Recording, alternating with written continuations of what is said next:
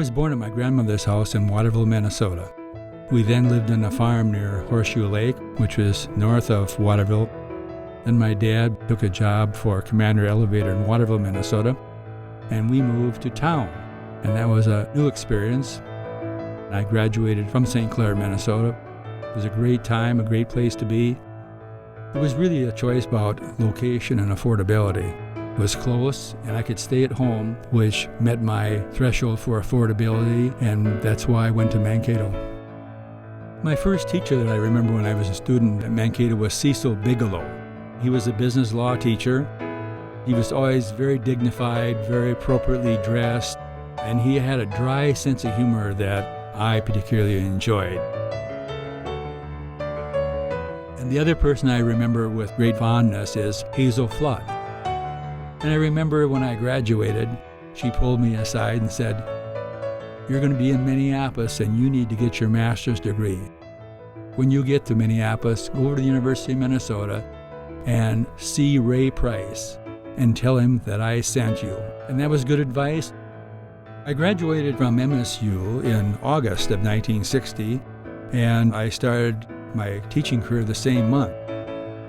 I taught at Central High School for about 4 years, and then I was working my master's at University of Minnesota at the same time. And I was a business teacher there and taught business law, shorthand, accounting, those types of classes. And I was on the usual educational ladder where I became the head of Minneapolis Technical College. I served there for about 8 years, and then I retired from the Minneapolis system. But before I retired, St. Paul had called me and asked if I would come over and help them out for about 3 months, serving as the head of St. Paul Technical College. So I did go over there, and then after 3 months, they asked if I'd stay 6 months. 21 years later, I retired as president of St. Paul College. It was a great career. I was very fortunate for my time in Minneapolis Public Schools and very fortunate for my time as the president of St. Paul College. With 2 other college presidents, we developed the Power View program, which allowed many students to come to college with the idea that they would be able to come tuition-free if they were willing to work hard. And by changing the face of the college, the mind of the college, and the heart of the college, we increased our enrollment 70% over 10 years, and we did this without enlarging the facility. And we also increased our fund balances at the same time.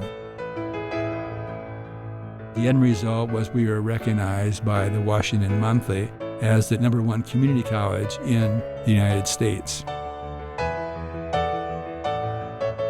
The Minnesota State College University system gave me the title of President Emeritus when I retired, which I consider an honor. I've also received recognition for my service from the Minnesota House of Representatives and the Governor of Minnesota. And I've even had a flag flown in my honor over the nation's capital, so I felt very honored by those events.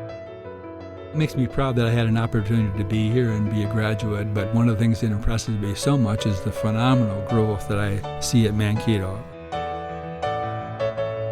I was recently at the homecoming parade and could not believe all the students that you're serving from all around the world. So Mankato has gone from a small college to a large world-class college, and I'm very proud to have been part of the foundation of that.